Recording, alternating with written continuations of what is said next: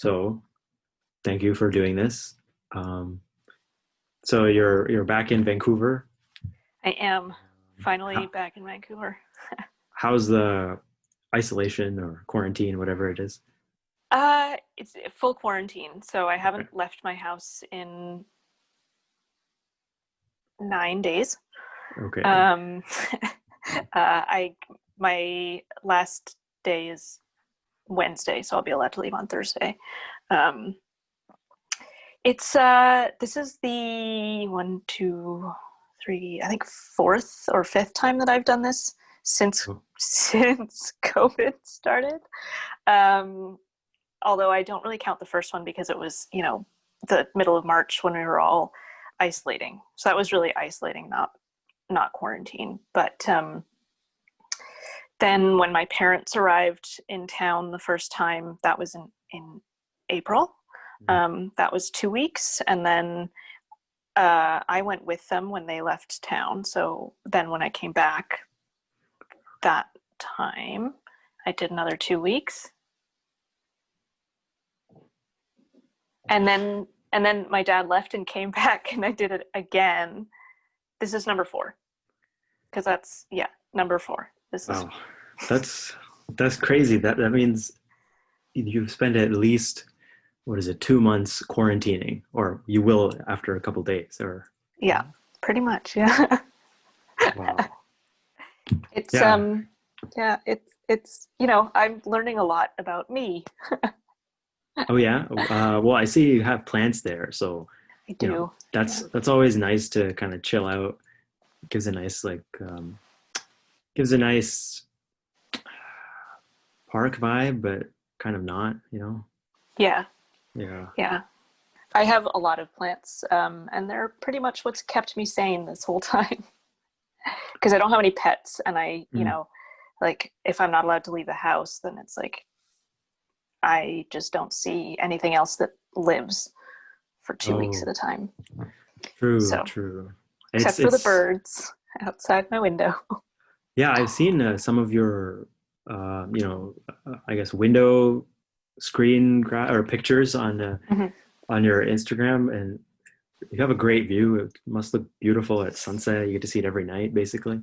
Yeah, and I'm really lucky. Like I do have an incredible view, and I have a nice little balcony, and so it's I definitely have it better than some people do for their quarantines. But it is still. I mean, I miss the ground. That's true.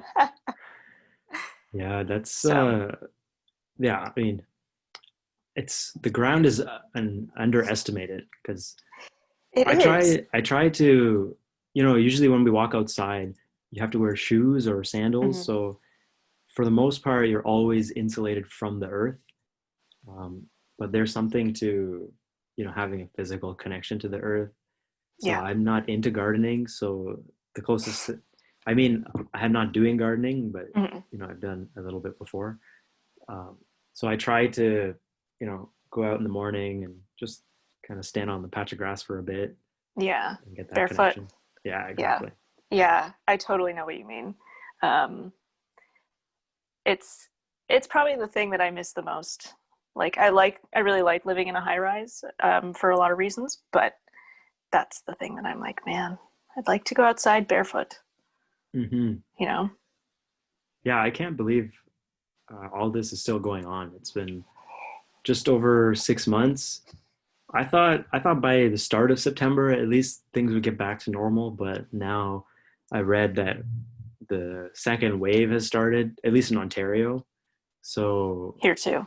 there too. So Yeah. it's I Yeah. mean, I feel like hopefully we're better equipped to shorten the peak of the wave in terms of um, number of cases and also duration.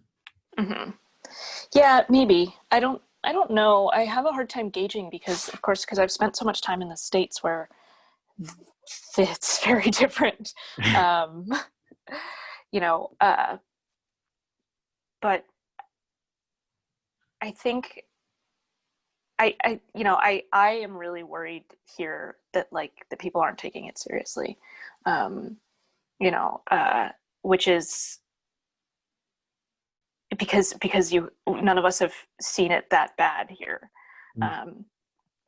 And so like schools reopening, I think we're going to see it soon. We're going to see, a real uptick there, is my biggest fear, but also just, like most of my friends are back in restaurants and they're hanging out indoors without masks on, and they don't have any semblance of like a circle or a bubble. Mm. And that stresses me out. I don't know that that's going to last. Yeah, I mean, like at least here in London, for the most part, when I go out, it's not very dense here, at least in the Yeah. suburbs. So unless I'm going to the grocery store or the pharmacy, usually I'm not carrying a mask because there's enough space to keep social distance. Um, in the grocery stores, I see, most of the employees are uh, covered, mask or shield or both, and most people are pretty okay. But as far as the bubble goes, I don't know. I haven't really considered it because I'm just meeting like two or three people very rarely, and If you're most of the hanging time out with with the the mask same group on. of people, Yeah. then, and that they're hanging out with the same group of people, I get it, but I know that my friends are not. Like they're all back at work and they're, Mhm. and it's like that's way too many people. And Yeah. yeah. Yeah. Well, that's the thing. Like I don't know who my friends are hanging out with, and by hanging out, we're not like chilling. Like uh, Mike Chuck and I, Mhm. we ran a couple of times, so it's not like we're standing there Yeah. talking to each other Right. for Yeah. more than like a few seconds at a time. Yeah. So that's a Hmm. risk, I understand, and I took that risk Well, knowing. if you're running outdoors though, I don't know that that's a pretty small risk, right? That's the other thing, is where are you hanging out with those people? And Yeah. like if you're like, I'm not back in my office yet, and I don't expect to be probably until the new year at Hmm. least. Okay. But my office it's literally a portable. There's no airflow. Um, no any kind of air purifying ventilation. We barely have windows, and most of them don't open. And so, it's a space that would be. I mean, it's already like where you go if you want to get sick, um, you know. And with COVID, I'm sure it's even worse. So, they're not sending us back anytime soon. But but if it was like, let's hang out outdoors, Hmm. and not, cough in each other's faces, then it's probably okay. Yeah, yeah, I think you're right with the cold weather coming and the schools reopening, and like you said, Yeah. people are going back to work in restaurants. It's inevitable that people are going to get sick, especially because it's flu season coming up. Um, so, I mean, I guess the government's trying to manage that risk, and hopefully they do a Mhm. good job. Um, you I know, just don't trust any governments anymore. no, no, I mean, I don't know, because at some point you have to Yeah. take the risk, Right. but Right. when that is Right. depends on, I don't even know what it depends on, Yeah. but Yeah. Yeah. Well, and it's different for everyone. Like that's the other thing is, my friends are comfortable. Okay, that's fine. yeah, But I'm not going to go into a restaurant and sit there for 2 hours, and I'm not going to, yeah, so that's my comfort level, which is clearly totally different from theirs. So, yeah. you know. Yeah, it's a strange time. Uh, Hmm. I don't know what else to say about that. I mean, it kind of sucks because, yeah, I'm kind of taking the approach you are, where I'm limiting as much contact as possible and still be, healthy and happy and sane. Yeah. Yeah. But 6 months in, it's just, I really want to just hang out, like Yeah. go to a movie and just not, look Yeah. around and see who's wearing a mask and stuff like that. So, Yeah. I was talking to someone yesterday who was like, movies are they're his favorite thing to do. And he finally went back to see one recently, and turns out it was perfect because he was the only person in the theater. Well, that's pretty, well, that's Yeah, good, you know, that, like I'd feel safer that way. Yeah, yeah. yeah. But and he wasted it by going to see Tenet, which apparently he hated. Okay, I haven't seen it. I Me mean, neither. probably gonna see it because the director made Batman, so I feel like I have to see it. But Yep. maybe when it comes out Yeah. on Netflix or wherever, months down the road. Yeah. Yeah. So okay, so you're working from home then? Yeah. Yeah. Okay, Hmm. and Yeah. oh yeah, I we messaged back and forth a few months ago last year. I found out that my professor published a book, and I was just looking through it, and you were the is it correctly is the term copywriter or No, I was the proofreader on that one. proofreader? That was Frank Mess, Yeah. Politics of Procurement. Yeah, I was the proofreader on that. Which is so proofreading is a pretty important stage of the editing process, but it's done right at the end. Mhm. So it's like the last thing. It's not terribly difficult, but it's making sure that there aren't typos essentially. Okay. And I did a lot of that when I was first working at my job. So I started at my job 3.5 years ago. Mhm. And yeah, and I did a lot of it then. I probably haven't proofed a whole book in at least a year, but Okay. yeah, it's something that I used to do a lot of, and so seeing my name in that book was kind of like my name's in all the ones that I did, but it Yeah. was kind of it's the first time only time anyone's ever noticed it. Yeah. I don't know anyone else besides me who reads, the first 3, 4 pages where they Yeah. show the copyright Hmm. info and the, publication and all Yeah. the legal stuff. Yeah. But the reason I got into it or the reason I read it is because sometime 2 years ago, I tried to sell books online on Amazon store. Hmm. So my idea was go to the Goodwill or the Value Village and find first editions or rare books and sell it. Right. But it's just too much work, so I just gave up. So Yeah. You got that's to why I have a was. lot of inventory to do that, I think. Yeah. But yeah, And there aren't that many first editions and rare books to be found, really. no, there aren't. But I found one book. I don't know who the author is, but it was about Terry Fox, and someone had written something on the first blank page. It wasn't the author, or it could have been. I Hmm. don't remember. But I don't know. It was cool. Yeah. Yeah. Um, so how would you go about proofreading? Like, you said it's at the end of the whole process, I guess. Yeah. So you just go through it all at once, or would you split it up like a couple chapters a day, or what's your process? So it's a process that you do after the book's been typeset, which is after it's been like made to look the way that you see it in a book. Because of course, a Word document isn't how the book turns out when you publish it. So it's after that stage, and it's like I said, it's mostly picking up typos or um, you know, yeah, stuff, typos and missing whatever.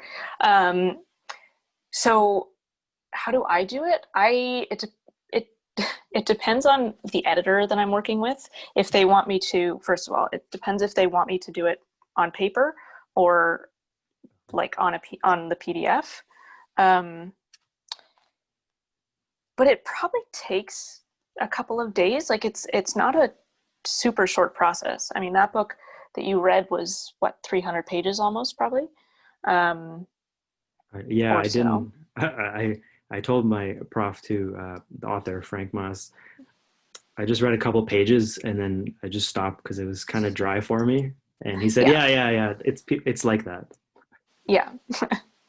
um, but you're not really reading it, right? Like Yeah.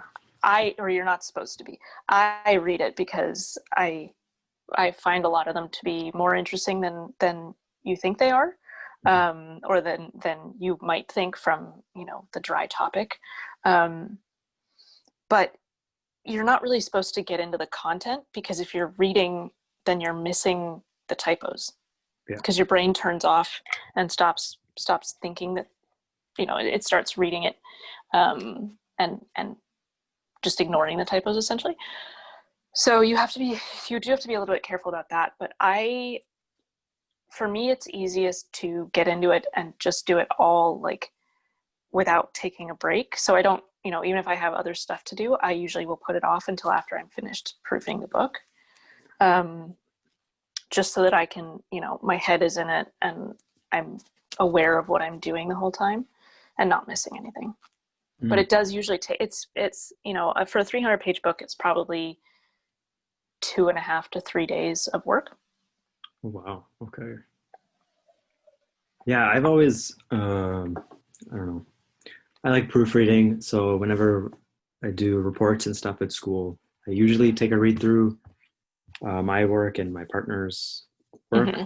Yeah. And recently I've started writing blog posts just to get exercise in writing. Mm-hmm. And my approach is like after it's written, I schedule the posts. So if I finish one today, I might schedule it for Wednesday morning or something like that. Right. So then the day before, I'll just go in and just read through it and then give a couple nights sleep, or one night's sleep at least. Then it's for some reason it works better for me because it's easier to spot the errors that way. Yeah. So it helps that what I'm proofreading isn't stuff that I wrote. True. Right? Like when you've written it yourself, you know what's coming, so you ignore the typos again. Your brain just doesn't see them. But the nice thing for me is it's like, this is all completely new shit to me. Yeah, that's cool. Yeah. Okay. So, yeah. And you wrote a novel. How's that? You're looking for a publisher, right? I'm looking for an agent, who would then sell it to a publisher. But it's going very slowly, and I'm rewriting it right now. So yeah, I'm rewriting it. I had one person who was interested and then said it wasn't right for them, and so it's just and it's been about a year. And I'm looking at it again and going, well, I do this differently, or I do that differently. And so I just thought, like, maybe I should just do that then. So I'm rewriting it slowly, although not super slowly, because I have a lot of time on my hands. So I am still working on it, and then planning to send it to agents again whenever it's finished. Okay. But we'll see. Yeah, that's cool. I mean, you're the only person that I can think of that's written a novel. Could be wrong, but that's the only. Yeah, I mean, my mom self-published her own cookbook, but it was. I did that. You did that? I did that in high school. Yeah. Really? Well, I guess I wouldn't say self-published because I didn't. I wasn't selling it, but okay. My mom and I made one and got it printed, and we give them away, like, to friends and stuff. Oh, that's cool. Is it just your family recipes? Mm-hmm. Yeah. Oh. I think it's so cool. I'm really interested in cookbook publishing, actually. Like, I think if I wasn't doing what I'm doing, which is scholarly publishing, I'd probably want to be doing cookbooks. Mm-hmm. Yeah, it's tough. I mean, so the nice cookbooks all have high resolution pictures, 2-page spreads. Yeah. And super nice paper. And it's usually the cook or the author is usually someone famous, like a chef or 2 Chainz, Some if you get famous enough, you don't have to be a chef to make a cookbook. Is my Right. point. Yeah. Yeah. Yeah. Anyway, so yeah, my mom went down the path of just text. So Hmm. it was a good thing for her at the time because she dedicated to her mom who had passed away recently. So Yeah. Yeah. the So it's, process of making the cookbook and getting it published was awesome, but yeah, then getting sales is the tough part because I it's the mean hard I thing don't know about I'm self-publishing. yeah so Yeah. Yeah. You're everything for yourself. You're your yeah own agent. You're the writer. You're also the photographer and the marketing person and the designer. And, like it's so hard, and the salesperson. And I really respect your mom for doing that. It's so hard. I don't think I could do it.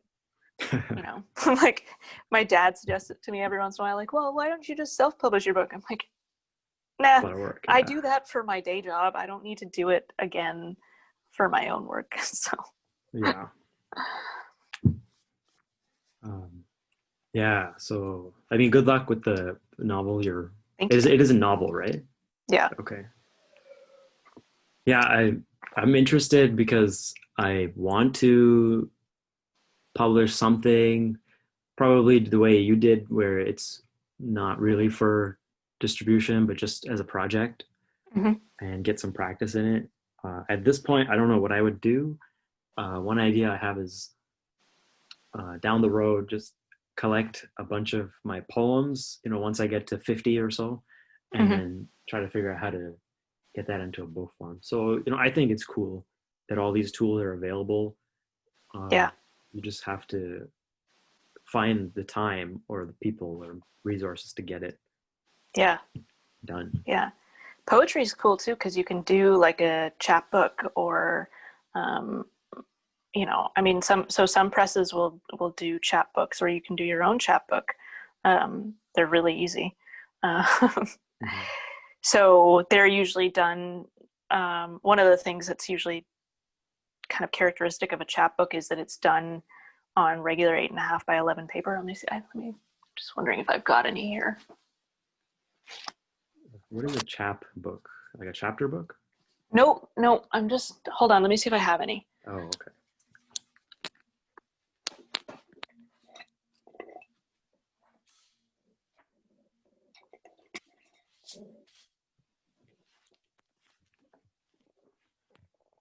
This isn't quite a chapbook because it's actually a program, but so essentially, this is just straight up 8.5 by 11 paper, which Mm-hmm. has been printed on Oh, sideways and okay. folded, and then Oh, you can wow. see that's it's been stapled in the middle there, Okay. which is that's called saddle stitching.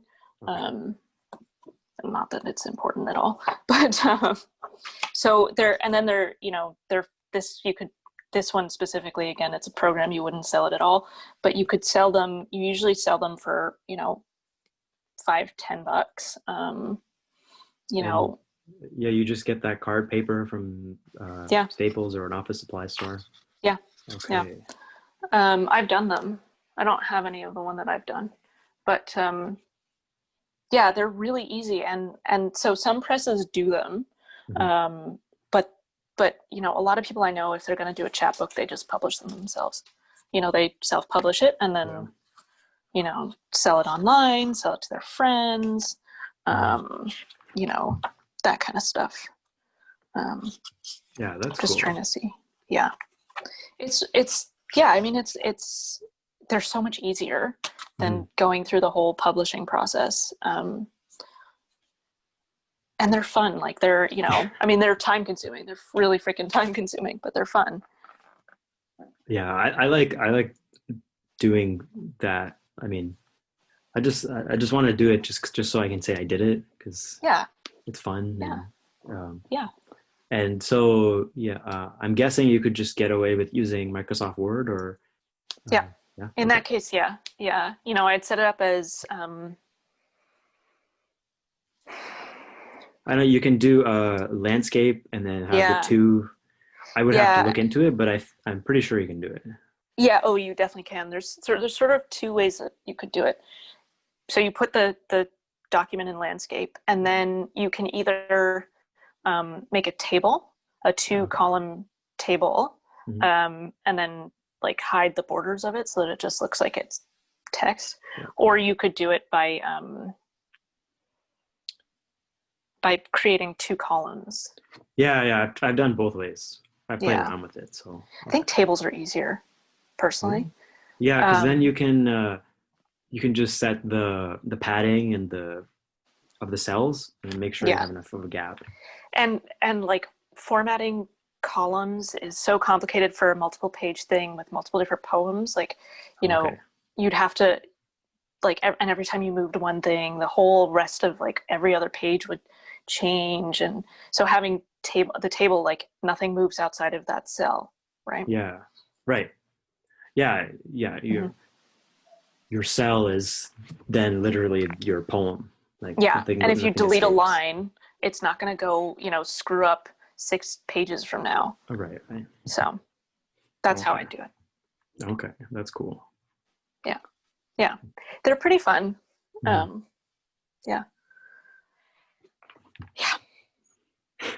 Okay. Just trying to think if there's any other tips that I have. I mean, not off the top of my head. I can hit you up later because this is not an immediate thing. It's probably a couple of years down the road. I have like 7 or 8 poems, so I need to write another 42, which is going to take a few years at least. Yeah. So. Yeah.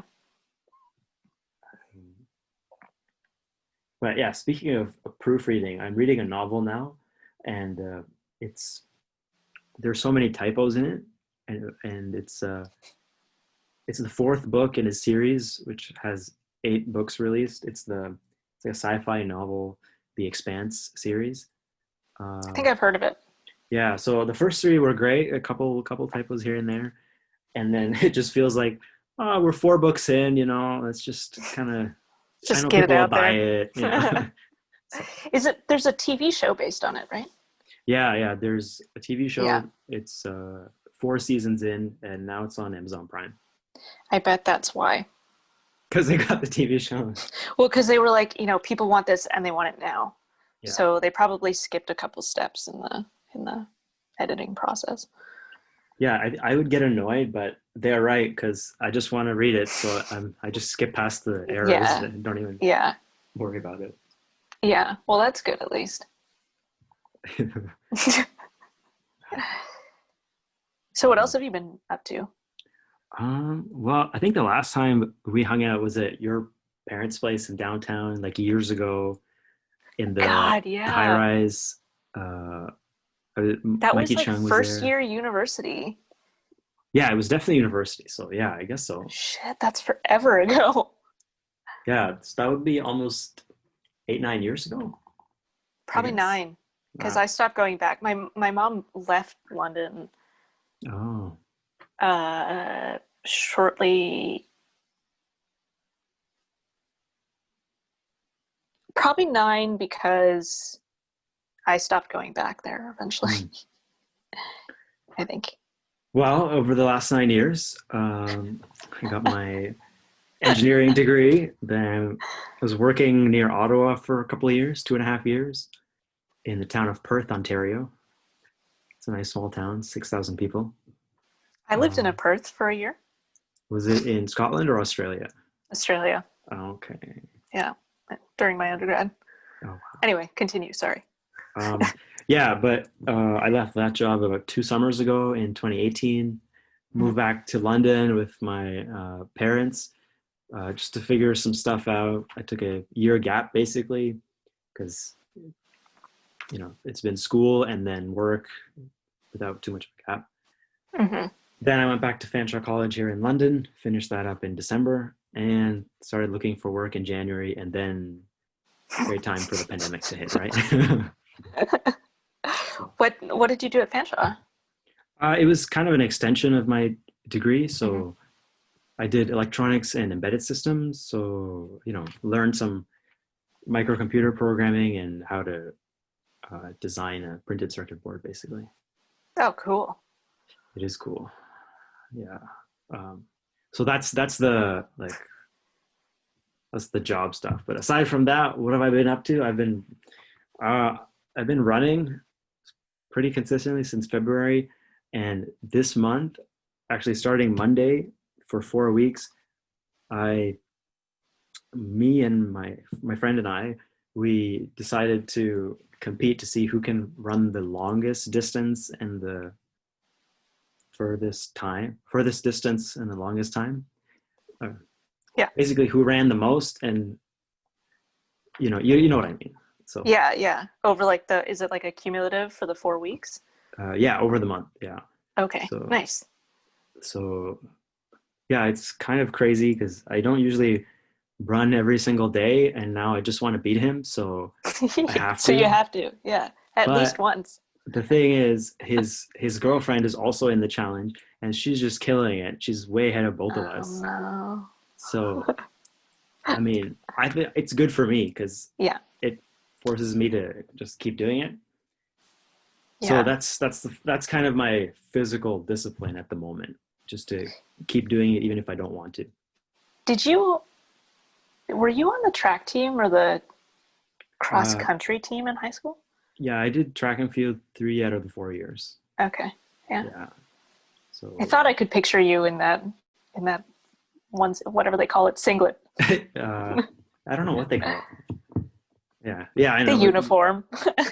Yeah, um, but yeah. So yeah, I did a lot of running then, but a couple of years ago, I think I pulled something like my calf, and I never really paid the proper attention to get it back to normal. Yeah, So now that was the reason I paying for started it. running, Yeah, just to get it kind of in balance. Like when I'm walking, it doesn't feel balanced.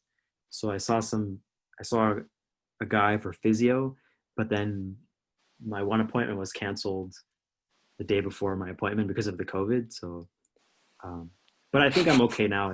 perfect. I want to keep, like, it's not better, but I have a handle on it. So the Yeah, running is good to keep yeah, helping that recover. And it's just a very slow process. yeah, yeah. I also have started running. Oh, Yeah. About a year ago. So like for, however long I've been like, I should start running. And then I just like never got around to dealing with it and buying shoes. mhm. And then COVID hit and Mm, I spent weeks just in my house not doing anything and couldn't go to yoga, couldn't do, I before that hadn't felt like it was something that I really needed because I was walking a lot mm. on my commute. And so, but then all of a sudden it was like, there's no commute. I roll out of bed and sit down at my desk. So, like, it's literally like one step to my bed right now. Yeah, Um, and, and I was like, I need to be doing something. But then of course, all the running stores were closed. I couldn't go buy shoes. yeah. And I ended up, on my first trip to Minneapolis in May, I ended up my brother's a big runner, always has been, or Oh has yeah, been since I high school. remember. Yeah. Yeah. And he like is really good friends with this couple who owns a running store, and they just opened up again like when I was there, and so I went in and bought a pair of shoes finally for the first Yeah. time. um, but it's, every time I come back here and I'm stuck in quarantine, it's like, haha, like Yeah, I lose it all, that and sucks. going back out the first day is always like, wow, this is terrible. This feels horrible. Mhm. So, it's a commitment that I have a hard time. Like, I don't like it that much, so I don't want to do it. So, Oh you yeah, know, so yeah. it's That's been, yeah, a process for sure. yeah. Running sucks a lot of the time, but I don't know. I've done it enough times that I know if I get past the suck, then I'll feel good. Yeah. And it totally, like, I totally acknowledge that working out I feel great after I've worked out, Yeah. but I don't like doing it. Mm. Like, there's a lot of types of working out that I really don't like doing. Hmm. So, you know, Hmm.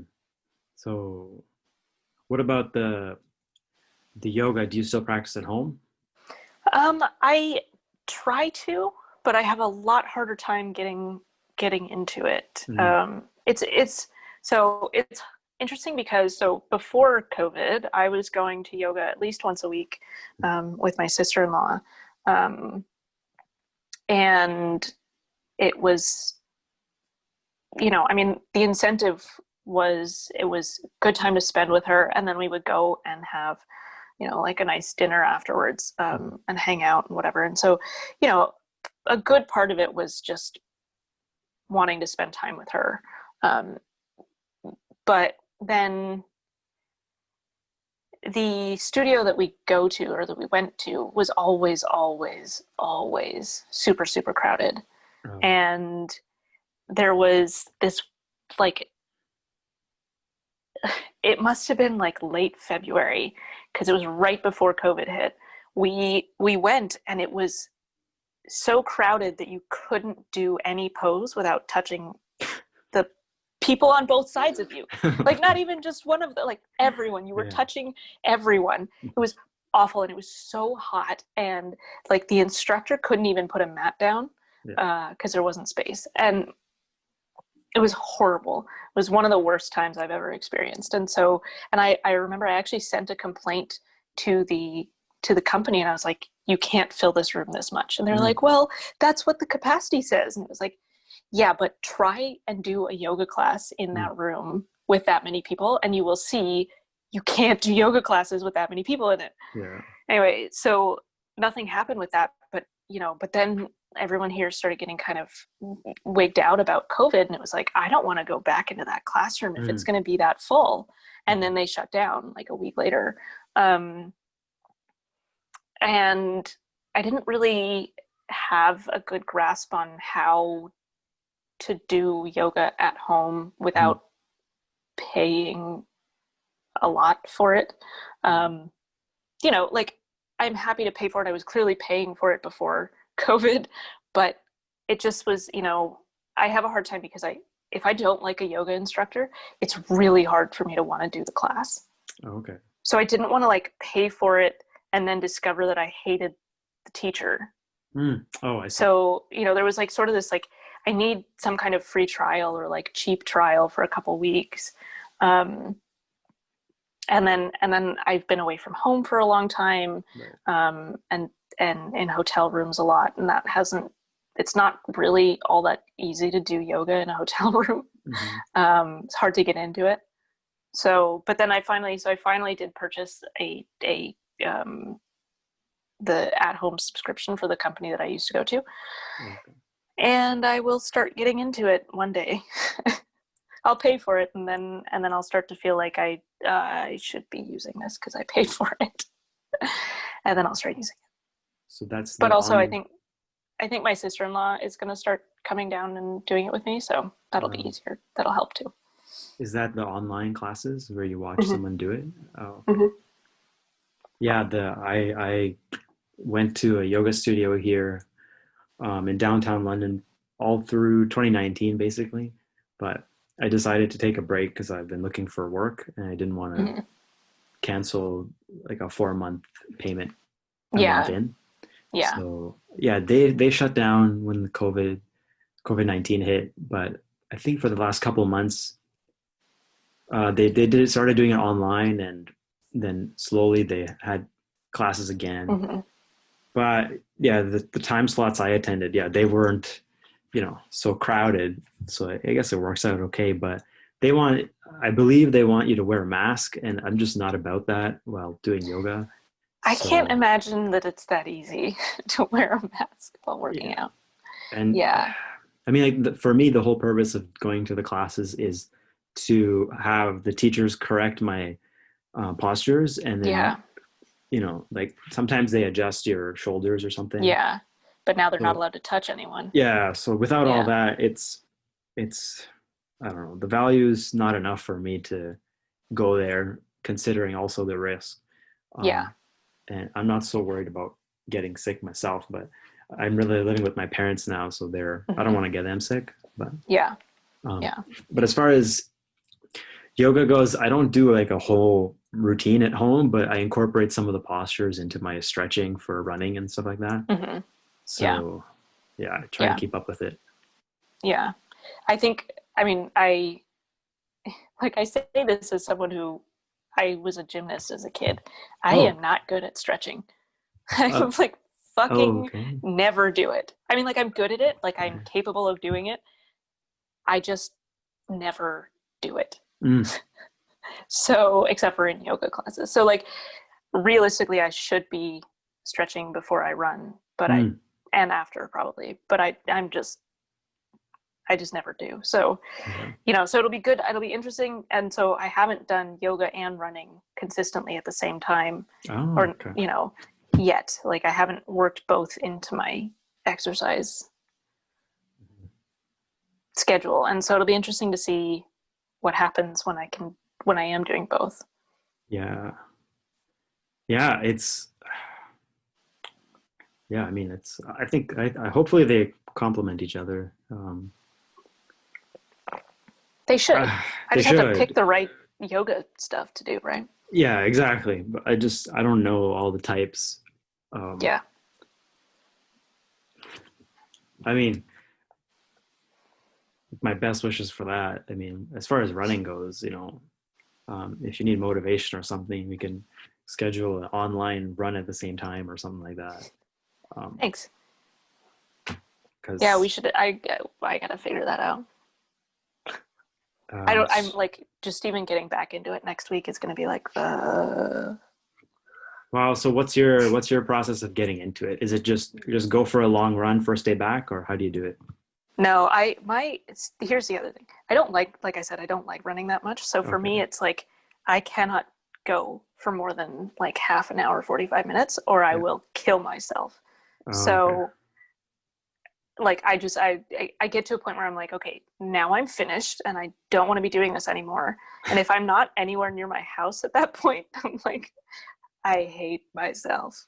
So I have to I can only do like short runs Yeah. and work to do them faster, I Oh, think. okay. I see what you mean. And then if I can do them faster, then I can go a little further because it's Yeah. it's really about the length of time that I'm doing this for. I see. I see. You know. Okay. Well, that's good. I mean, you already have a wealth of knowledge since your brother's an intense runner, so I'm sure Oh you'll yeah, figure it out. Yeah. yeah, So yeah. I just realized that I was thinking, I could give He, suggestions, but she knows I'd someone take who's way him. more. I'd take him. I can't. I try not to talk about it because Oh, okay. in general because I'm like I don't. It's gonna make me dislike it even more. I don't know why. That's what I I see. think it's gonna do. So, but when I first mentioned that I wanted to go to this running store, my brother was like, "You want to take up running?" He was so excited. I was like, "No, no, no, no, no, no, no. I don't want to do what you do. I just want to go outside and torture myself for half an hour and then be finished and never think about it again I see. until I have to do it again 2 days from I see. I mean, I can tell you the kind of process I followed just to get to where I am. So, so I started back in February or March during my physio routine, and one day I ran maybe 200 meters, and then my calves just started hurting a lot, so I stopped. I said that to my physiotherapist, and he said, "No, no, that's what you want. You don't want to stop as soon as it hurts. You want to run a little bit more." now. So I thought, obviously, now that makes sense. It's funny how when someone tells you something obvious, it makes more sense. Yeah, yeah. Um, so what he But not suggested, your parents. If your parents had said that to you, you'd be like, no, that makes no sense. I don't know, yeah, but at least my parents, if they were like, yeah, this is what makes sense, like, no, it doesn't. yeah, I'd be That's like, stupid. "You're not a runner. You don't even run. Why should I listen to you?" Exactly. Um, so yeah, the what he suggested to me was start by running in sets. So run for 3 minutes and then take a minute walking break, and just repeat that 4 times. 2 or 3 times a week, and then every week try to add another set or increase the running time. Hmm. So that's the process I followed. I started with 3 minutes run, 1 minute jog, and then I do 4 sets the first week, then five, and eventually I got to 6 or 7. Then I just played around. Um, yeah, so that helps me because uh, when I don't feel like running, I've already built in that routine where I know Hmm. what I'm going to do. Yeah. I'm gonna have a minimum. Like I'm gonna do at least 4 sets today, and then after Hmm. that, I'm gonna do a maximum of 2 or 3 more. Right. Then, if I'm in the right mood, if I'm in After a 4, you mood, might do one more. yeah, if I feel good, Yeah. I'll do some more. And if I feel Hmm. terrible, I'll still try to do one more just so I remember that even when it sucks, I can do another one. Yeah. So it's It's yeah, not a bad that's idea. Yeah. like when I don't want to do something, I just think about it as a challenge. Like if Yeah. I find that this sucks a lot and I'm doing it optionally, I should at least try to, you know, go through the suckiness so that when something Yeah. happens that's out of my control, I'll remember. You know you can. Yeah. I mean, Yeah. that's a large jump to make, but that's just the No, way my mind yeah. works. Yeah. So it helps Meanwhile, me for do that. me, when you talk about that, I'm like, oh, what that does is it gives me like I can count down. Okay, now I've done one. Okay, now Mm, I'm done. Now I've done two. Like that leaves two to go. It's breaking it down into for me breaking it down into smaller portions of time that I like can tick off is also that's what works for me. So hmm. Yeah, because then you're, as soon as you start running, you're just looking forward to that break. yeah, I take 2 steps in. Okay, another 2 minutes, then I can take a rest. yeah, Yeah. yeah. Um, so that's what I've been doing. I've been running a lot, Hmm. and I've been reading a lot. Just trying to keep busy, and I'm getting kind of tired of watching movies. Um, so I don't know. I'm just trying to keep busy. Of course, I'm looking for work. I've had a few interviews, Hmm. but nothing's materialized so far. It's Mm. so like I really feel for you because I have no idea, but it seems like it must be really, really hard to Mm. be job hunting right now. Yeah, Like it was. nobody seems like they're hiring. Yeah, exactly. So I started looking in January, and from January to February, I think I interviewed with maybe 3 or 4 companies. Hmm. Sorry, January to March. So right at the end of March, I had an interview with one company that I started interviewing before the isolation policies and Hmm. stuff like that. Yeah. So they so my first interview was before, and then my second interview was after. So Right. then that was kind of weird, and it didn't work out. Then the next company I interviewed with was after, and they were planning to hire someone to work remotely, not remotely, to work in the lab whenever that was possible. Right. They were preemptively hiring. Hmm. It didn't work out. But then I had no interviews until September. So for 6 months, 5 or 6 months, nobody, actually, that's not true. I think I didn't have any in person interviews, I should say. Yeah. Yeah. But then in September, I got an interview. So hopefully things are picking up again. But it looks Yeah. like I they're hope going to so. close down again because of the season. Oh, I hope not. In that case, for you, for Mm. this, I hope not.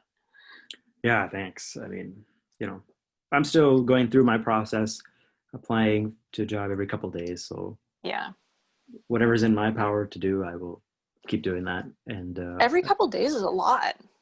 is it? Job hunting is a. I hate job. I It's fucking hate job hunting. yeah. I mean, for the like all the obvious reasons, and then also like the specific work that goes into it is such a pain in the ass. I Mm, hate it. It's like exactly the kind of work that I don't like doing, but it takes so much time to put mm, together. For me, at least, like it takes me forever to put together one application. mm. So one every couple days, like that, that's pretty good as far as I'm concerned. Okay. Yeah, that makes me feel good because I go through this process every time. Every time I'm preparing an application, it sucks because all I'm feeling is, all right, well, here's the 71st application, Yeah. something like that. No, yeah. I know exactly what you mean. And it sucks. And then you do it again and you're like, I shouldn't have to do this anymore. So in Yeah, addition to like the work itself being yeah, such a pain in the ass and so boring and so like stupid, yeah. you're like, and I shouldn't have to do this anymore. Like, I should be done by now, and you're not. And it's like, I, I mean, you know what they say, like, job hunting is a full-time job. Yeah. And that's so, like, I hate it when people say that to me, but it's really true. The best way to describe it is exactly the sound you made. That's all you need to say. Yeah. Yeah. But yeah, I just try to remember I only have to win once. So Yeah. your batting percentage can be really bad, but at some point, if you win once, you get the job. Yeah. And it's also like, it's so much chemistry. Yeah. Like, I mean, we, like, at my work, we have people who apply for jobs, and it's like, yeah, you look really great on paper. You work really well,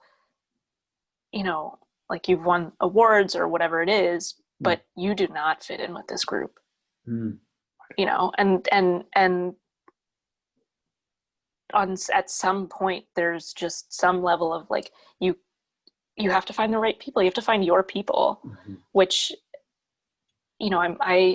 I was really lucky. I did my internship at the company that I work at now, and, like, I clicked with 90% of the people that I work with, and it's been pretty smooth sailing, like, ever since. And that's, I think in large part that's what's kept me on, because we've had good interns, but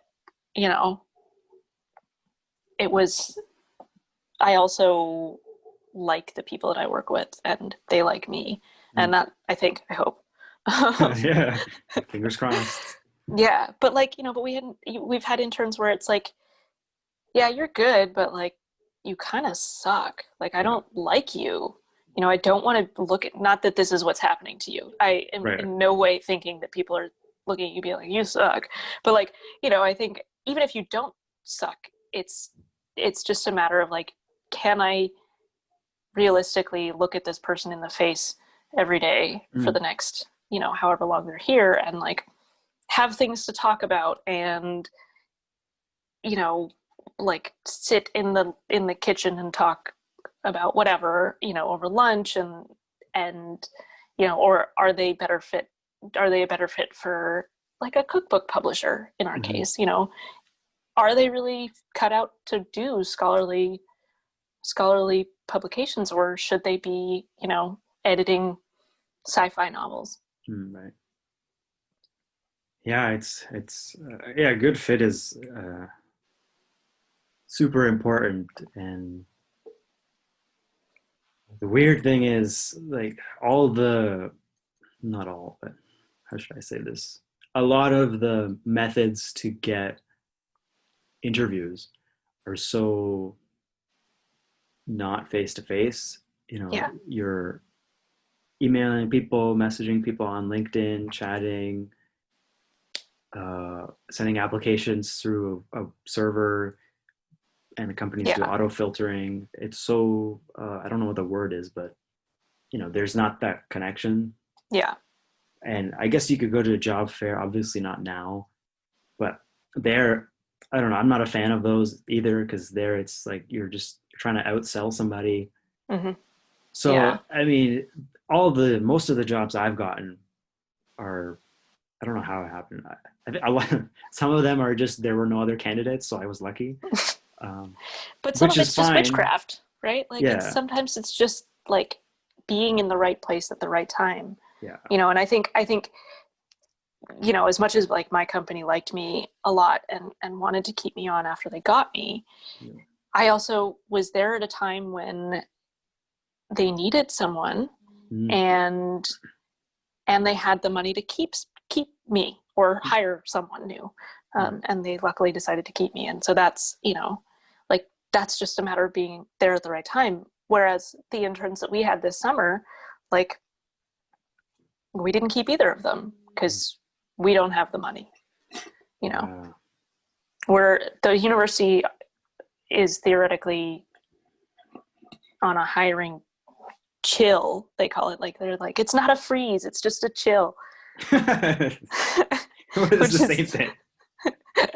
Okay. well, I think it's like not a complete we're hiring no one. It's Yeah, like, yeah. you know, but but that doesn't mean a lot for hiring entry level positions, especially.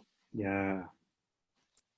So, Yeah, it's a weird time, you know. oh yeah. It's Also, I think that I have seen you since that party yeah, I once. feel like I have, I don't know where. I Oh, think we went to like a coffee shop. It was you and me and Pooja. yes. Remember that? In In London. downtown London, it was Yeah. Coffee Culture. That was it. Was it? Yeah, it was on I don't even Richmond remember where it was. Street. I can just remember sitting there with you guys. That was you. Yeah, I remember. That Yeah. was so maybe it's been like 5 years. I don't know. I think it might have been more than that still. I think it's probably still 6 or 7. Like I just, I was there so infrequently. Yeah, But I do yeah, remember that though. I do Yeah. remember that. Yeah, there was almost nobody in the store. I think it was winter Hmm. time or late fall Yeah. And it was into late afternoon. in the evening too, I think. Yeah, Late-ish. it was after 6 because I remember I was able to park for free and it was dark, so it must have been winter. Yeah. Yeah, I don't know why I was there in winter. Good question. It was probably fall, like between September and December. Yeah. What? When was that? Well, if I was in London, it was likely a co-op semester, and I think I Hmm. only had one from September to December, but I can't remember when that was. I guess it's 2013, 14, maybe. Yeah. That sounds right. Mm, Hmm. yeah. Oh, you know what? Well, it might have been halfway through my year abroad because Oh, Australian term ended in November. That was yeah. 2012, 2013. Okay. And so I ended up back in North America, like, yeah, in like early to mid November. And I was just hanging around, basically. Sounds familiar. I'm glad we deduced it. I'm pretty sure it was around that time because that's around the time when I had my second co-op in London. Right. Yeah. Yeah. So, huh. Cool. Yeah. Not that it matters at all, just Yeah. interesting. Yeah. Ah. So, what have you been up to since then? I guess you're obviously abroad. Yeah, so I went to Perth, Australia for my year abroad, um, which was it was really interesting because um, I had a hard time in the first semester, and I very nearly didn't go back for Mm. my second semester. So the way that it was structured was I went over in July to November, and then I was here. I was back here for almost 3 months because that was their summer term. That was Mhm. summer for them, their summer break, and then I went back in like March, February, March until June. June, Okay. yeah, June, July, and and I had a really hard first semester. I didn't make a lot of friends, um, and I didn't really enjoy it. And I almost didn't go back in whatever February or March or whatever it was. Mhm. Um, but I did, and I had a great second semester. Um, so that was really a really interesting kind of thing that I learned that I could do, I guess. Okay. Because it was so far away from like pretty much every like I had so I was living with some old friends of my family while I was there, but like aside from them, I didn't know anyone, Hmm. and so it was which I'd never done before, and that was kind of eye opening. It's kind of what I didn't like about it when I was first there was like Hmm. not knowing anyone and not having anyone to spend time with. So going back and having a couple friends who did want to hang out with me was nice. Um, Yeah, no, I feel you. I mean, I didn't go as far as Australia, but I had one semester as a work semester in Brampton, and I Hmm. was living alone in a basement above the landlord who was living upstairs with her cat. And Oh the God. place was nice. Everything was Yeah. nice. The job was good. The place was nice. And there was a family friend who was kind of far away because I didn't have a car. So Hmm. it was just far enough away that going there would be annoying, Yeah. like an Yeah. hour or something. Yeah. Yeah. Yeah. Yeah. Yeah.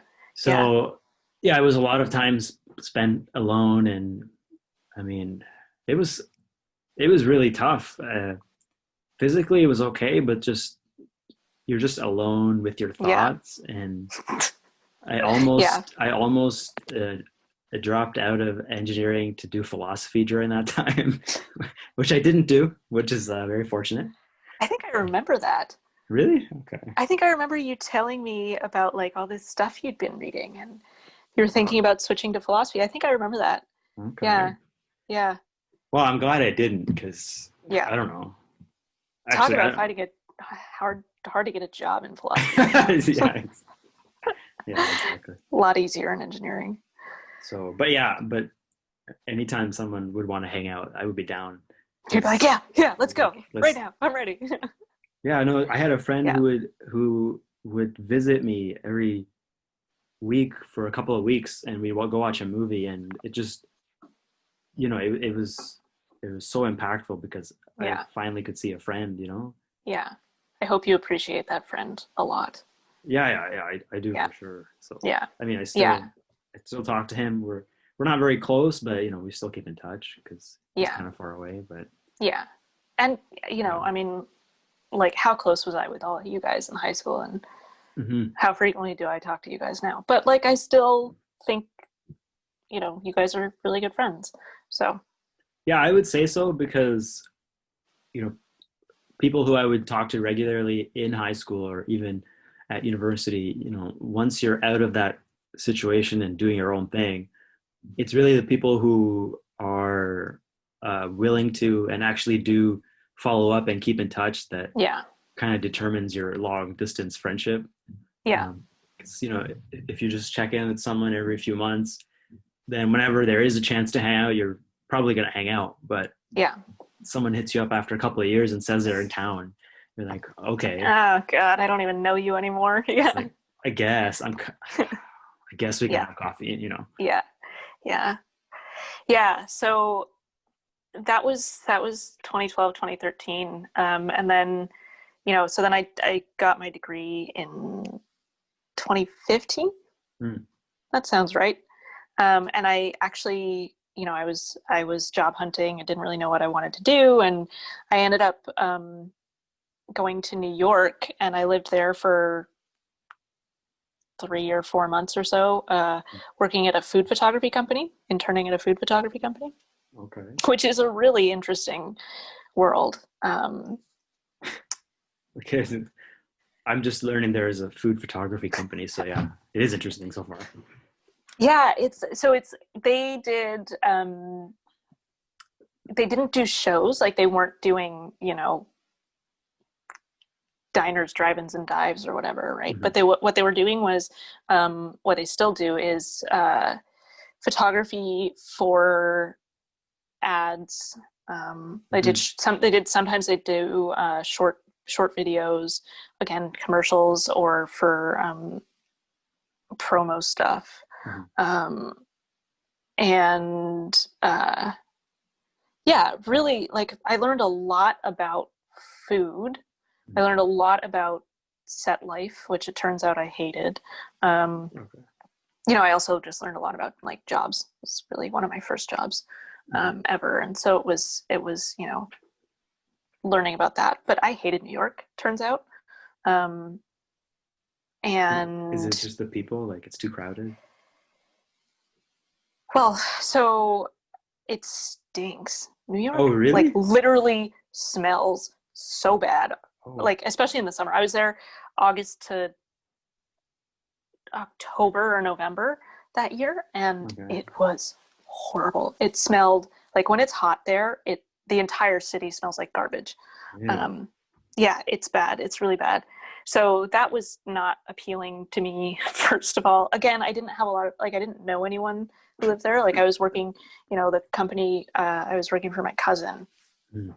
But, when you're working for them, you don't really want to be hanging out with them all the Oh, time because you've spent all day with them anyway. And so, so I didn't really make friends there, like, at all. mhm. And it was weird because we worked a standard 9-hour day with a 1 hour lunch in the middle, but it was 10 to 7 Oh, okay. in That's weird. Manhattan. And so we all would come in to Manhattan. I mean, I was lucky, I was actually living quite close to the studio, but um, yeah, you'd arrive and you'd have commuted for an hour or two to Mhm. get there. And you worked 10 to 7, and then you didn't hang out with your coworkers or anyone else because it was like, I got to go commute another hour or two to get home. Mhm. And so, like, I didn't make any friends. Yeah. And I did learn a lot, but New York is not my place. Also, Mhm. I'm from Boston. Like, cannot like New York if you come from Boston. Okay. um, so yeah, so I was there for just like the few months in 2015, and then I came back and um, I job hunted and I job hunted and I job hunted and and it wasn't even a pandemic and I wasn't Mhm. finding anything. Yeah. I have a Bachelor of Fine Arts. Like, what does that really mean? Um, I say that, but actually, I think a Bachelor of Fine Arts is very valuable. Mm. Um, but anyway, so I couldn't figure out what to do, and I started applying for internships and stuff with publishers, or getting in touch with local publishers here and seeing if they had internships. Mhm. And most of them didn't reply, but a couple of them said, "Listen, you know, we don't take interns if they don't come from this master's program."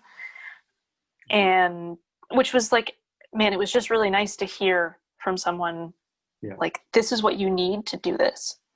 You know, Yeah. you don't have it, but like, this is how you get it, right? Mhm. Um, and so that was like December, January. And so I remember getting that email and being like, well, shit, I got to look up this program. Mhm. So I look up this Master of Publishing program, which is at SFU here. Um, and it was like, you have 1 week left to apply. It's like, well, it can't hurt to apply. It doesn't cost that much to apply. Yeah. Like, I can think about if I'm going to get into it, if I want it or not once I've applied. Yeah. So I applied, and I actually at the same time applied to looking back, I can't believe I did this. I applied to a similar, it wasn't a master's program, but you got a certificate at the end of it, um, at Columbia University in New Mhm. York. Looking back, Oh, I'm like, okay. why would I have wanted to go back to New York so quickly when I hated it there? Anyway, so, but that was like a 6-week summer program Okay. uh, for the summer of 2016. And then the master's program, of course, was 16-month program. Um, and sort of didn't really think very hard about whether or not I was going to do it or not. And then I got into the master's program, and I was like, okay, like, I guess I'm going to go to grad school then. Like, That's cool. yeah. And so I I went. I started in that September, and like, that was September 2016, Mhm. and it was 2 terms of classes, which Okay. I have to tell you broke me. Oh, Um, what happened? it was a bit of a hard time because when I graduated from my undergrad in 2015, Yeah. um, I didn't know it at the time, but we were the last class that would graduate under the current head of department, Okay. who then several months later was fired for misconduct Okay. with the students. Okay.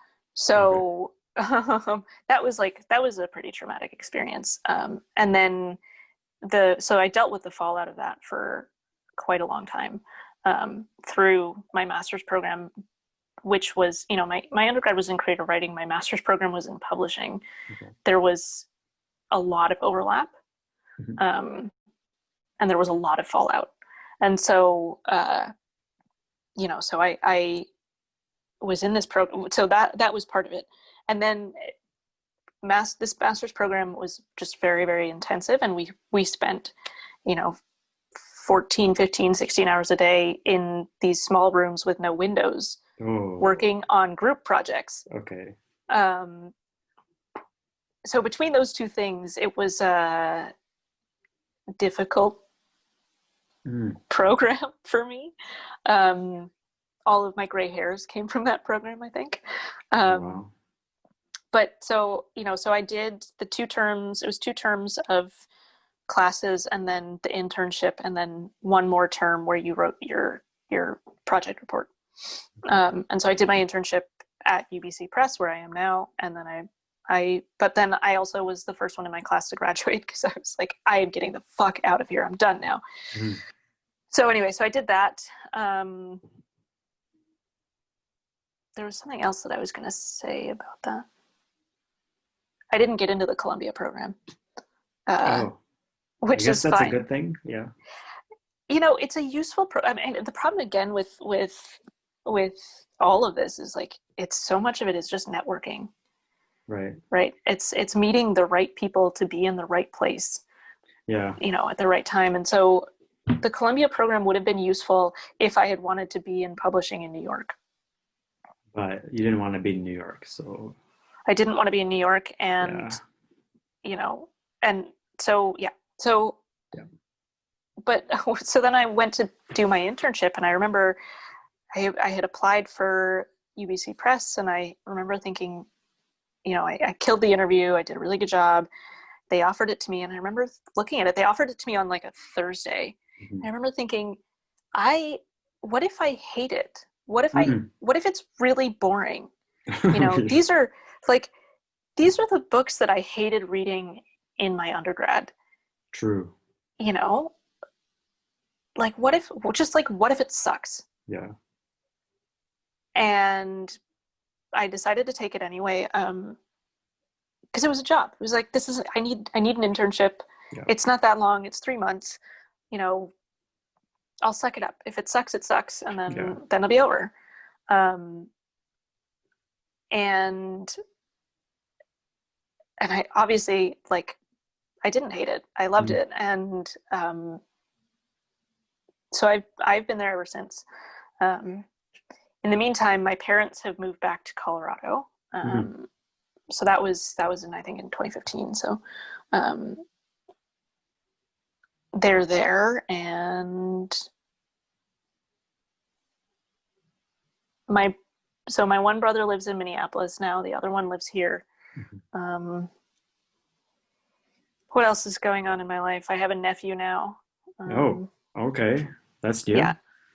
Yep. It's not that new. He's a year old. Right. Wow. I don't post much about it on social media because it's like, he's not my That's weird, baby. right? Yeah. They are trying to limit how much social media he's on. So, so I try, I don't really post about it. But he's so freaking cute. Okay. Yeah. What else? There was something else that I was going to tell you about. Now I don't remember what it was. Well, yeah, the social media thing, it's always, if you think about it, it's kind of weird when, you take a picture of someone else's baby and share it. I don't know. I mean, I'm not saying you shouldn't do it, but it's just a weird thing. It's sort of weird. Yeah. I also think that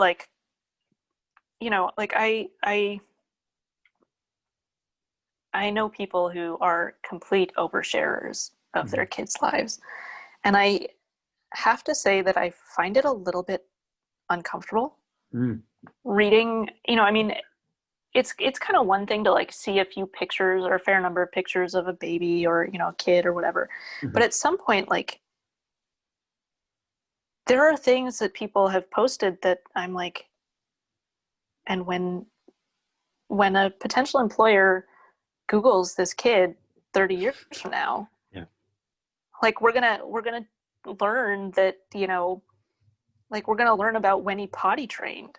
that's Like, that's true. I didn't think about that. like, and even if we Oh, don't, even if yeah. let's say that never happens, Yeah. which I think we can assume like probably hopefully is never going to happen, hopefully. Hmm. But why do I need to know about it?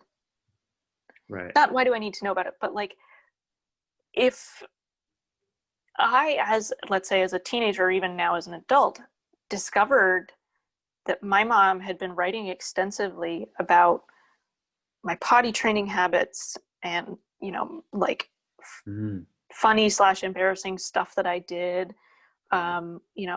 all kind, like any, so many anecdotes about me as a kid or whatever, and posting it publicly, Hmm. I would be furious That's true.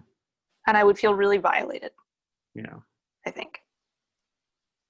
So I think there's some damage being done. I think there can be some Mhm. damage being done to kids whose parents are chronic oversharers on social media. And so like I try really hard to respect, my brother doesn't, my brother and his wife don't really want tons of pictures of their kid up on the Mm. internet. Hmm. Not even getting close to mentioning like the data mining that goes on and the, Hmm. as soon as it's up on Facebook, like does Facebook own it? Maybe, and Yeah. who's trolling profiles grabbing pictures from everywhere? Yeah. It's weird because so many people they have some type of account, Twitter, Instagram, Yeah. Facebook, whatever. And I mean, even for running, I use this app. It's called Strava, Yeah. My brother and uses it too. it's since day one, I'm Yeah. uncomfortable with the fact that you're sharing your location data with like company and your followers, and if you make a run public, Yeah. it's not that Yeah. hard to figure out where somebody lives if you just go through all their runs.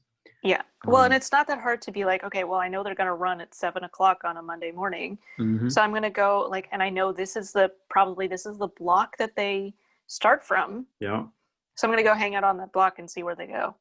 Like yeah, see them go back into their, into their house or into their building or whatever. Like yeah, yeah.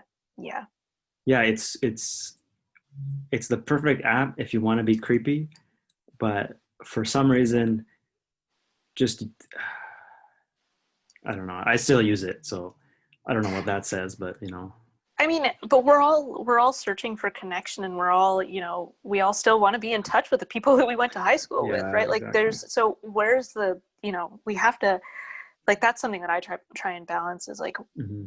what do what do I want to share that lets me connect with the people that I want to connect with, Yeah. but is cryptic enough that the people I don't want to see this, Hmm. or maybe I can't stop them from seeing it, but how can I keep them from knowing what I'm talking about or where I'm talking about or Yeah, yeah. Like if you had I'm just trying to think of an example in my life, but I can't think of one specifically. So, like, if you had a bad experience at a local restaurant, you wouldn't mention it by name or by intersection. You might mention the city or something mm-hmm. like that. Yeah. Yeah. So, because, someone could see it who's from that restaurant and they can figure out who you are Yeah. online, and then I don't know, maybe they'll stop serving you or something like that. Who Well, I knows? mean, I think, I did for a while have, actually it was someone we went to high school with, uh, was, I would say was cyber stalking me. Mhm. Um, and I think I know who you're talking about. I think we talked about it. like very briefly, but yeah, go ahead. Yeah, I mean, it's been almost 10 years, and I still think about like, what if you wanted to come find me, or what if someone wanted to come find me? Like, Yeah. what do I want to post that keeps me from having to deal with that, right? True. Like, so it's not even like these random, you know, restaurants or whatever. Like, it's down to, some of the even more like, and it was someone that I'd never spoken to, Mm-hmm. Mm-hmm. in high school. Like, it wasn't like it was, Ryan, Yeah. for example. Sorry, Ryan. Sorry, Ryan. But like, but but it was someone who found me through something else, and then Yeah. so Yeah, no, I mean, uh, yeah, I get that. Yeah, because I feel like, I'm not that guy or kind of like that, but I feel like there's someone who thinks I am, which is weird, but that's like a whole different thing. Anyway, um, but basically what I'm trying to say is I did talk to a person in high school, and then, I had a crush on this person. It didn't really work out. And then, after that, chatted a bit online, then it kind of stopped. And then every now and then I just, yeah, like, how's it going? yeah, But what you're describing is different, which is, unwanted, like a lot of unwanted yeah. communication. Well, it also became threatening. Oh, okay. um so like, yeah, that was, and maybe it was that at 19 years old or 18 years old or whatever it was, he didn't know how to not be threatening. Mm. But I'm not convinced. I think it was actually just threatening, but Mm. anyway, we can just Sure, yeah, but yeah, like, but yeah, the overall topic, yeah, as far as social media goes, um, for a long time, I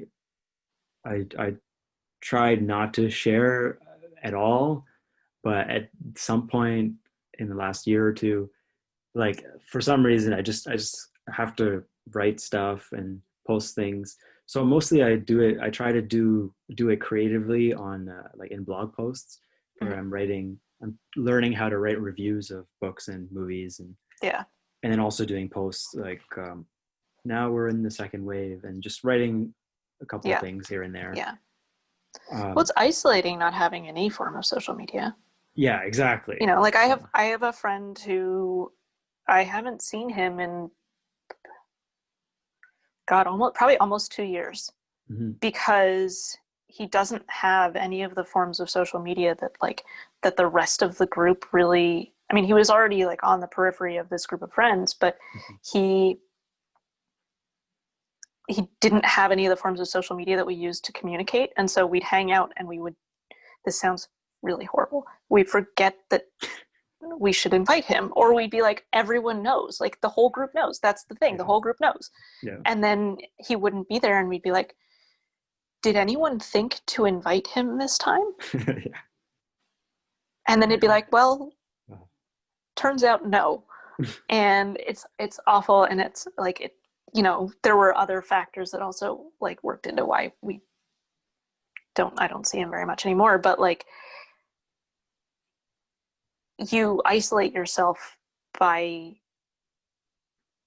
refusing to engage in the forms of media and the forms of social life Mhm. that we all engage in now. This is hilarious because I haven't been on Facebook for 5 years, so I'm that guy a lot of times. Someone's like, someone has to text me. Yeah.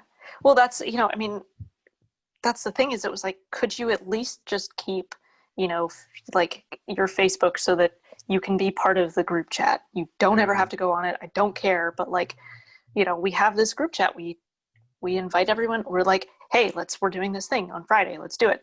Yeah. And you never show up. And that's understandable because you don't have I don't know. Facebook. It's good. But like, you know, this isn't just our fault. It's also, you have to, and this is totally me probably making myself feel better at this point. Yeah. But, you know, it was like, you can't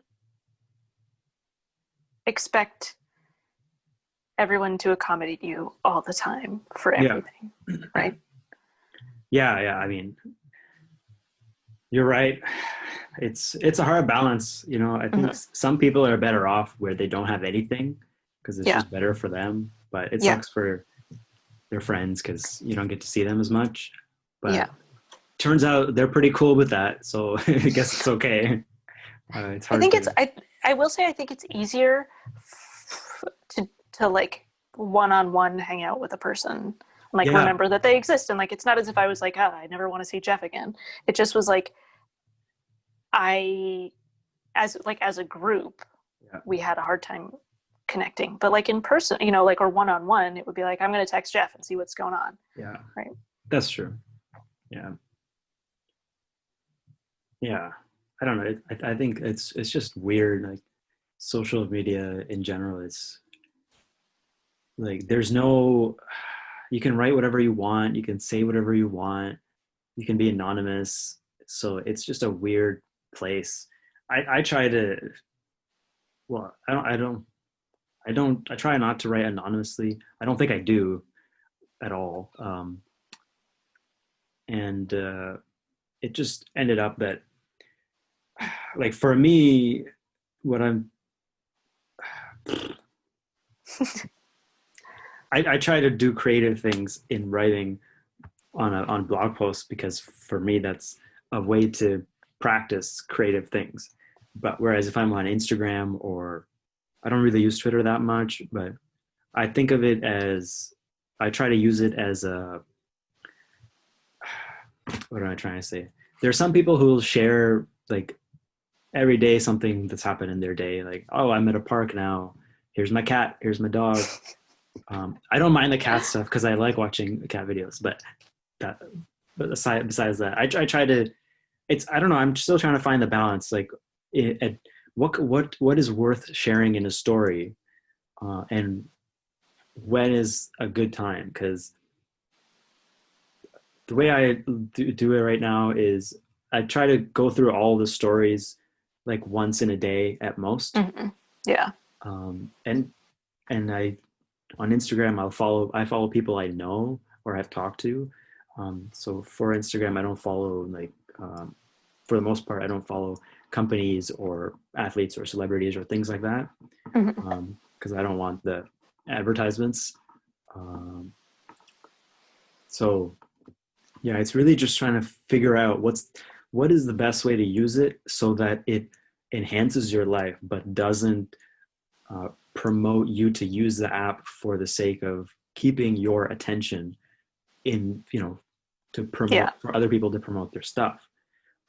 But with that being said, because I'm playing around with doing a podcast series, I'm kind of building myself to be that kind of user where I'm saying, hey, here's my latest content, check it out.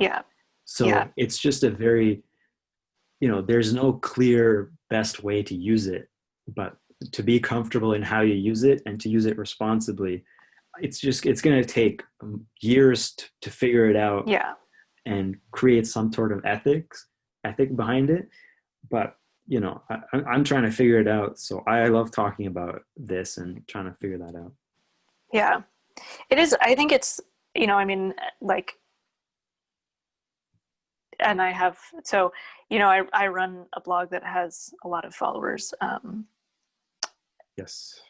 And I have to tell you, it's really just witchcraft. Like, you know, I mean, again, it was like right idea at the right time on the right platform. Sure. But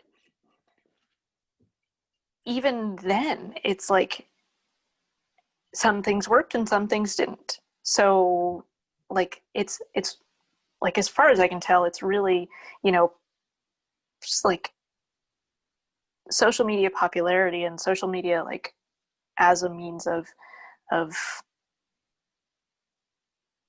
marketing something, something like, you know, like a podcast series, is so like I mean I If I can, oh, I can record. Okay, it's recording. So sweet. yeah, sorry. So it cut out because the battery died. Yeah, You no were worries. saying that it's magic how the blog was working. I think it's, well, I think like, you know, one of the things that I think about a lot is like how did this happen? You know, I look at the number of followers and I'm like, what the fuck? Like, and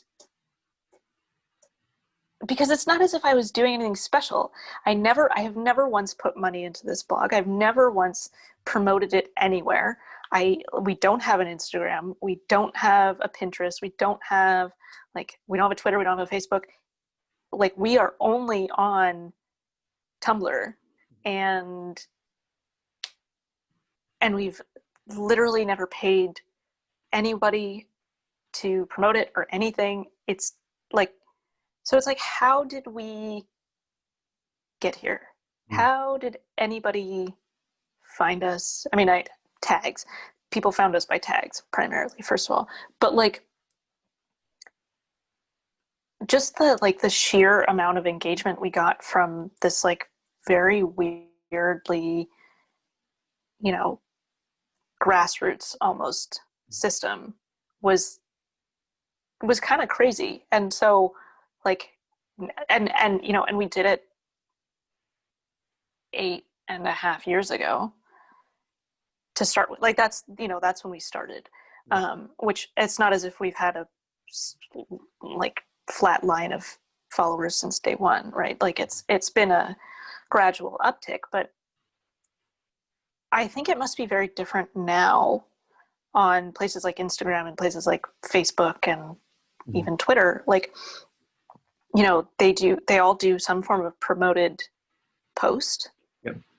The algorithms, if you're not being engaged with, then your algorithm, like, then you get lower engagement because of the way the algorithms work.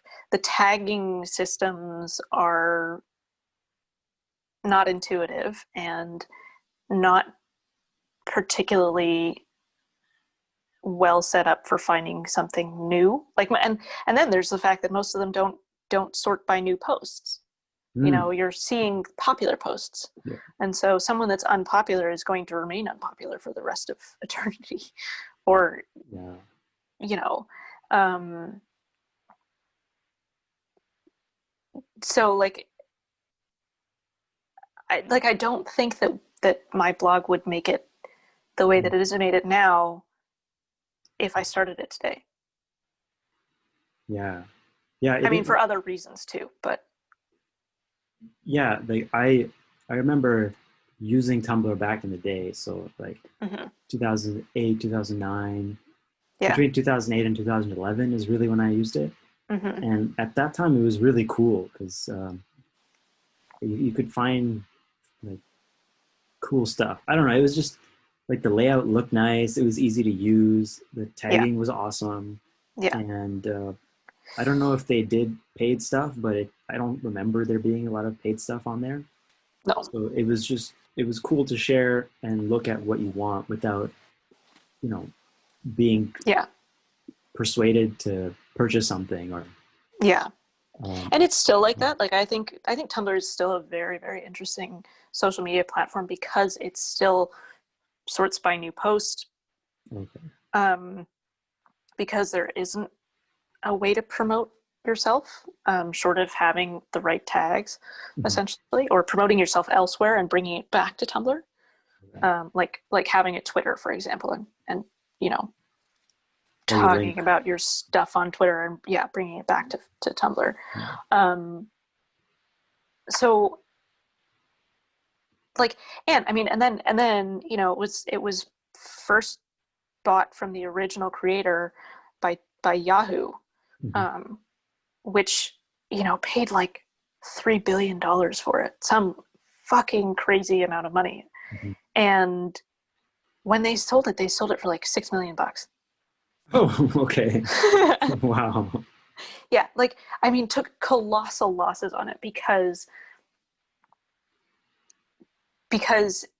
like it is the partially because of the way it's set up, it's not really built for making money.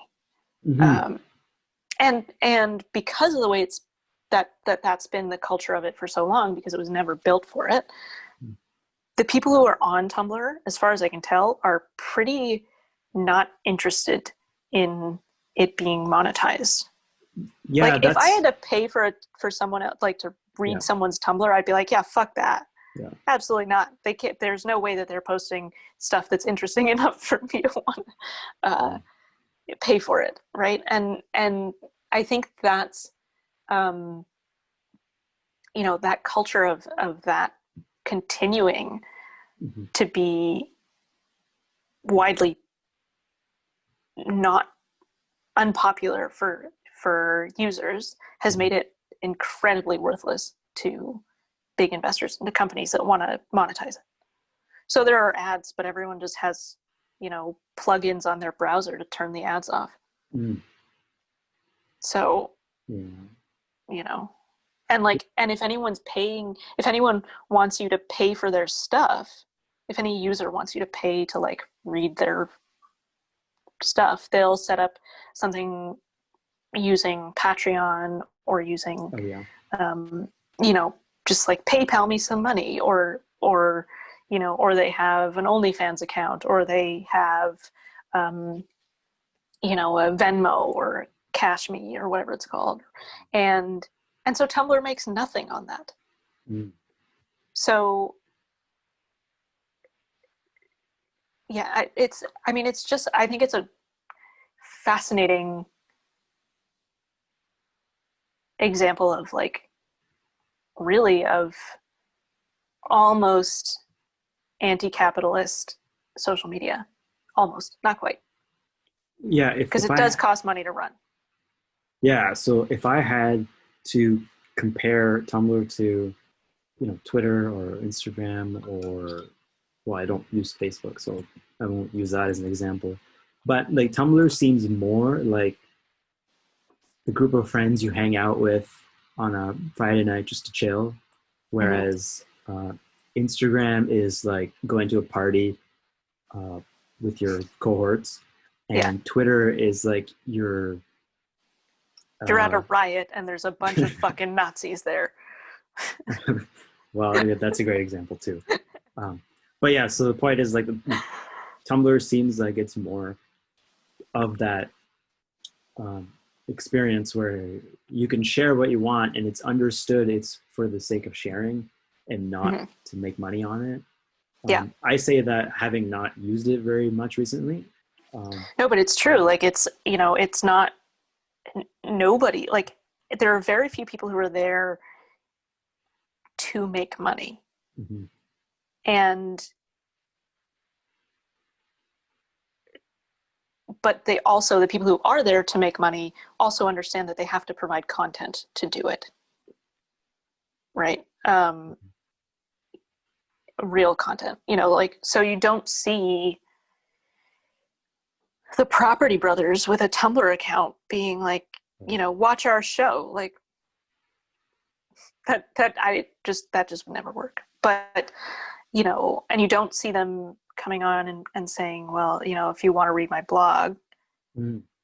pay me for it, which is, I will, like, I guess it's not that Twitter or Instagram make you pay to read someone's Mm-hmm. posts, but they also can't say, I want this on every single person's dashboard. I want everyone to see it. So Right. I'm going to promote it. Like, they can't pay to do that. Right. I mean, they can. It doesn't work, though, because everyone just has ad blockers that Yeah. work much more effectively on Tumblr than they do on Twitter. I don't know why that is. But Oh, okay. like, promoted tweets are embedded in your feed, right, on Twitter, Yeah, yeah, I've seen them. and Yeah, same with Instagram. yeah. It's They annoying. it's infuriating. They are technically on Tumblr as well, but they're not a post. So Okay. like they look like they're part of your feed. But Yeah. because they're not a post, Yeah. it's actually really easy to write a code that makes it go away. Oh, okay. Interesting. Yeah. I mean, I I noticed on Tumblr, it's really good for if you have a Tumblr site. It's really good if you have some very specific and narrow thing you're going to focus on. Because, like, for example, my blog, I use WordPress because it has Mm-hmm. website Yeah. tools, Yeah. but I don't get a lot of reads and stuff, and that's fine for now. But because so what I'm trying to say is I post a bunch of random stuff, and I know intuitively it's not going to work on Tumblr because mostly like the most popular things are very specific. Like even with your blog or your couple of blogs, you have a very narrow focus and you Yeah. have content based around that. Mm-hmm. So yeah, I'm curious to try that as well, but I haven't come up with that one thing. But yeah. Well, and I mean, it depends too. Like if you're, I agree with you that that's how you get followers and how you get engagement. But Mhm. if you're just doing it to like, haha, this shit is funny. Like Okay. this is just my personal blog. Like I have a personal blog where it's just, mostly shit that I think is funny.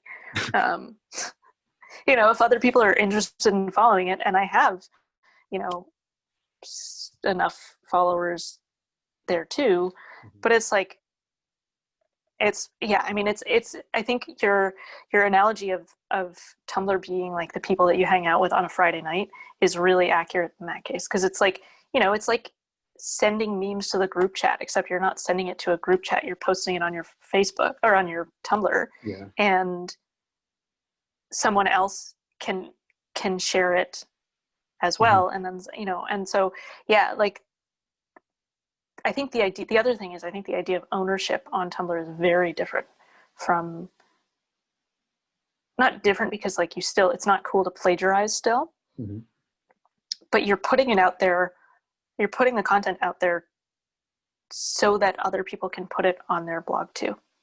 Yeah, yeah. The resharing Yeah. actually works on Tumblr, whereas in Mm-hmm. other platforms, Yeah. it's like with Twitter, it's you only reshare if you're commenting, Yeah. if you're agreeing or disagreeing. But with Tumblr, it's like, hey, check out this cool thing. Yeah. Well, I think, and the other thing about Twitter, for me at least, one of the things that I don't like about Twitter is that when you retweet something, it, I say this as someone who doesn't use Twitter pretty much ever, Mhm. so I hate Twitter, but you, what I seem to notice is like one of the reasons that I don't like it is that when I see someone who I follow retweet something, it looks like it's someone that I don't follow. Right? Like Okay. it still says, like, if I were to retweet you, it wouldn't Yeah. say like Carmen, whatever, whatever, whatever. It Right. would say Akshay, whatever Oh, the yeah, tweet yeah. is, right? And Right. when I'm on Twitter, I'm like, I don't know these people. I don't actually want to read what they're talking about, you Yeah. know. So retweets, yeah. So I think, but meanwhile on Tumblr, like I know everything that I'm seeing on my Tumblr is because someone that I follow, who I followed specifically for a reason, Mm. thought that it was cool. Right. And so I'm getting, it feels a little bit more tailored to me Mhm. in a way that's not like very algorithm-y. Does that make sense? Yeah. Yes, it does, and uh, I think a lot of it is the feed and the layout of Tumblr. It's just it basically hasn't changed that much in the last 10 years, and it's super clean. You have a nice border around each post. Mm-hmm. It's just easy. It's simple to use. It's easy to navigate, and I don't know. Like personally, it just feels nicer to look at. Yeah. Well, I actually, yeah, like I was just going to say, like, I think one of the things that I'd be interested to see is a study that showed like reading on Twitter versus reading on Tumblr, on Twitter, you've got like 9 tweets on your screen without even scrolling. Yeah. But on Tumblr, there's like 1 or maybe 2 or like max 3 because your screen's just not tall enough for the format of each post. Mm-hmm. And so like, it feels like to me, like I'd be interested to see what people came up with, like with just the loads and loads of stuff that you see on Twitter versus really like only being able to see 1 or 2 things at a time on Tumblr. It makes a huge difference, in my opinion, because, well, okay. So outside of social media, I'm doing this thing where in my bedroom where I sleep is where I do a lot of my like web searching, phone, Mm-hmm. electronics, a bunch of stuff. So I'm just trying this thing where I just move them all to the basement. So I have almost no electronics in the room, except for a digital watch. Right. So I noticed immediately, if I have 2 or 3 devices, I'm constantly thinking about what I can do using them. Yeah. So that's kind of like having 2 or 3 tweets in front of you. Mm-hmm. My habit is to absorb as much as I can quickly. So I would just like skim. But you can do it at that speed, but you have to like the ability. And we're just overloading our brains all the time on Twitter. Exactly. I think like it feels just like there's an information overload on Twitter, even if even if the information is like 5 people being like, I sneezed just now. Like just that much content is not that there's less content on Tumblr, because I'm sure there's not, but like you have to actually scroll to access it. It's also why we have seen studies that tell us like really why newspapers and magazines and the physical book are generally preferred by readers because you can modulate how much of it you're seeing at any given time. The wall of information is really, I think it's probably pretty damaging for our brains. Yeah, it's personally, I've noticed if I'm when I use my laptop, I'm doing a lot of things at once, emails open and, a news site or whatever, a couple of things at once. And it is a great tool for productivity in the sense that you can switch to all these things when you need to. But the problem is in 95% of my daily life, I actually don't need that ability. But when it's there, it's you want to do it because you want to see what's new, what's different. That's just how it is for me.